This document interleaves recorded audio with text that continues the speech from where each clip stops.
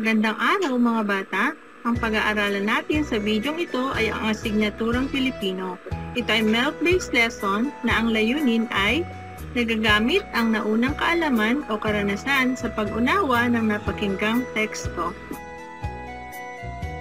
Sa araling ito, mapag-aaralan ng bata ang una, pagtukoy sa pangunahing ideya sa napakinggan o binasang teksto.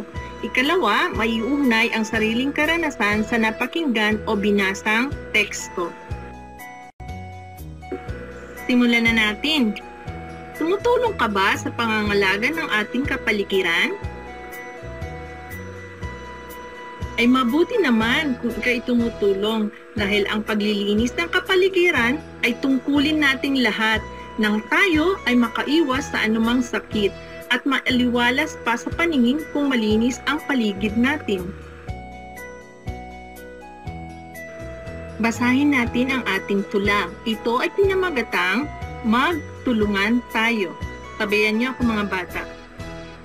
Tayo nang maglinis ng ating bakuran.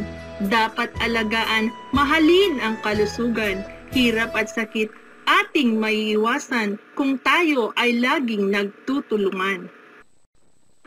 Kaya nga, kumilos, bata man o matanda, huwag hintayin, sakit ay mapala, laging isaisip, maglinis sa tuwina, pagtutulungan ang susi para guminhawa. Naintindihan niyo ba ang tula mga bata? Kung ganoon, kunin niyo ng inyong kwaderno at ating sagutan ang mga sumusunod na katanungan. Una, kanino ipinatutungkol ang tula? Kalawa, bakit kailangang maglinis ng paligid? Tatlo, anong nais gawin ng sumulat ng tula? At kaapat, anong pangunahing ideya ng tula? Pag sinabing pangunahing ideya, ano yung pinakabuod na pinag-uusapan sa tula? Kalima, saang bahagi ng tula makikita ang pangunahing ideya? Tandaan niyo mga bata, ang pangunahing ideya karaniwan niyang nakikita sa unahan, sa gitna o sa hulihan ng tula, kwento o sa mga talatang binabasa. Kaanim, batay sa iyong karanasan, ano ang maaaring gawin upang makatulong sa kalinisan ng paligid? Ikaw naman ang bumasang mag-isa ngayon sa teksto. Pagkatapos ay sagutan mo ang mga katanungan sa iyong kwaderno.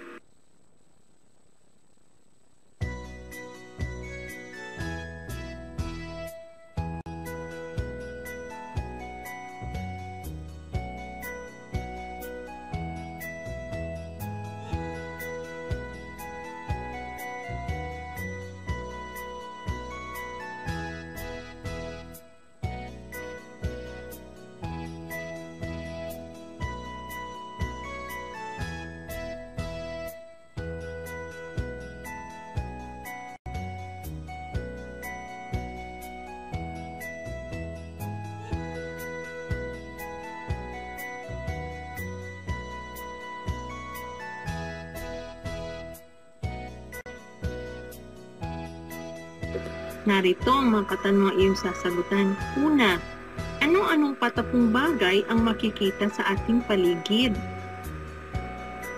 Ikalawa, bakit ito hinahayaan ng mga tao? Tatlo, ano ang mangyayari kung maraming basura sa ating paligid? Kaapat, sino ang hinihiling na kumilos at magkaisa? Ikalima, ano ang pangunahing ideya ng kwento? Kaanim, saang bahagi ng kwento matatagpuan ang pangunahing ideya? Kapito, batay sa iyong karanasan, ano ang maaari nating gawin para mabawasan ang ating mga basura? Sa gawain ito ay sulat mo lang ang check kung naranasan mo na ang pahayag at X naman kung hindi. Una, nagtatapon ako ng basura sa tamang tapunan. Ikalawa, inuuwi ko ang aking basura.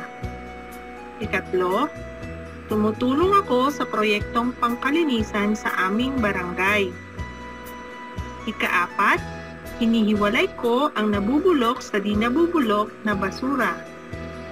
Ikalima, tinatakpan ko ang basurahan upang hindi mangamoy at maiwasan ang pagkalat ng mikrobyo. Basahin at piliin ang pangunahing ideya o kaisipan ng teksto. Isulat ang titik ng tamang sagot. Sulat mga sagot sa iyong kwaderno. Una, ang dengue ay maiwasan kung iba yung pag-iingat ay isaalang-alang. Palitan ng madalas ang tubig sa plorera. Linisin ang loob at labas ng bahay. Maging malinis sa tuwina. A. Palitan lagi ang tubig sa plorera. B. Maglinis ng kapaligiran upang maiwasan ang dengue. Kapag may sipon o ubo, iwasan ang pagdura kung saan-saan. Takpan ang bibig at ilong kapag umuubo o bumabahing nang hindi makahawa ng iba. Uminom ng maraming tubig at magpahinga. Alin dito ang pangunahing ideya? A. Ang mga dapat gawin kapag inuubo at sinisipon. B. Uminom ng maraming tubig at magpahinga. Ikatlo, ugaliin ang pagkain ng mga prutas at gulay. Maraming bitamina ang nakukuha sa mga ito. Nakatutulong din ang mga ito upang mapanatiling malusog ang katawan. Alin ang pangunahing ideya nito? A. Ang mga prutas at gulay ay may maraming bitamina. B. Kumain ng prutas at gulay upang maging malusog ang katawan. Ikaapat, uminom ng 8 o higit pang baso ng tubig sa araw-araw. Nakatutulong ito para sa mabilis na pagtunaw ng ating kinain. Nasosolusyonan nito ang pagtigas ng dumi sa loob ng katawan. Alin ang pangunahing ideya? A. Kabutiang dulot ng sapat na pag-inom ng tubig. B. Bilang ng iinuming tubig araw-araw. Ikalima, iwasan kumain ng junk food at pag-inom ng nakalatang inumin. May mga chemical ito na hindi mabuti sa katawan. Alin ang pangunahing ideya? A. Iwasan kumain ng junk food at pag-inom ng nakalatang inumin. B. May mga chemical na makukuha sa junk food at nakalatang inumin. Anong iyong natutunan ngayon sa ating aralin? Paano mo magagamit ang nauna mong karanasan sa pag-unawa ng napakinggang teksto? Natutunan natin ngayon sa ating aralin na ang teksto ay may ipinahahayag na ideya. Nakatutulong ang pagbibigay ng pangunahing ideya upang maintindihan ang nilalaman ng narinig o binasa. Ang pangunahing ideya ay maaaring matagpuan sa pamagat, sa unahan, sa gitna at huliyang bahagi ng teksto. Nakatutulong sa pag-unawa ng pinakinggan ang pag-uugnay ng narinig sa sariling karanasan. Tukuyin ang pangunahing ideya sa mga sumusunod na talata. Piliin lamang titik ng tamang sagot. Sulat niyo ulit ang inyong sagot sa inyong mga kwaderno. Una, si Donna ay mabait at magalang na bata. Sa lahat ng oras ay gumagamit siya ng magagalang na salita. Hindi siya nakikipag-away kaya marami siyang kaibigan. A. Gumagamit siya ng magagalang na salita. B. Si Donna ay mabait at magalang na bata. Ikalawa, magkaiba ang kambal na sina Rina at Roy. Palaaral si Rina, lagi niyang binabasa ang kanyang mga aralin. Palagi tuloy matataas ang kanyang mga marka sa paaralan. Taliwas naman sa kanya si Roy. Mahilig siyang maglaro. Madalas ay lumiliban pa siya sa klase para lang makapaglaro. Kaya naman, marami sa kanyang marka ang bagsak. Palagi tuloy siyang napapagalitan ng kanyang ina. Ano ang pangunahing ideya? A. Magkaiba ang kambal na sina Rina at Roy. B. Palaaral si Rina. Ikatlo, ang ngipin ay mahalaga. Pangalagaan ito upang hindi masira. Ito ang ginagamit natin upang ang pagkain ay ating manguya ng mabuti. Ito ang unang proseso para sa maayos at mabilis na pagkatunaw ng pagkain. Ano ang pangunahing ideya? A. Ang ngipin ay mahalaga. B. Ito ang ginagamit natin upang ang pagkain ay manguya ng mabuti. Ikaapat, masipag ang kuya kong si Ray. Tuwing hapon ay nagdidilig siya ng halaman.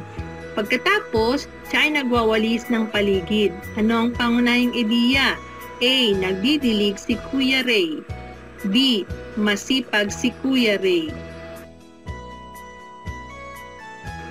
Ikalima, araw-araw si nanay ay maagang gumising. Nagluluto siya ng aming almusal. Niyahanda niya ang hapagkainan. Pagkatapos ay inihahatid kami sa paaralan. Siya ay maasikaso at mabait na nanay. Alin ang pangunahing ideya? A. Siya ay maasikaso at mabait na nanay. B. Nagluluto ng almusal si nanay. Ngayon ay iwasto mo na ang iyong mga sagot gamit ang mga susi sa pagwawasto.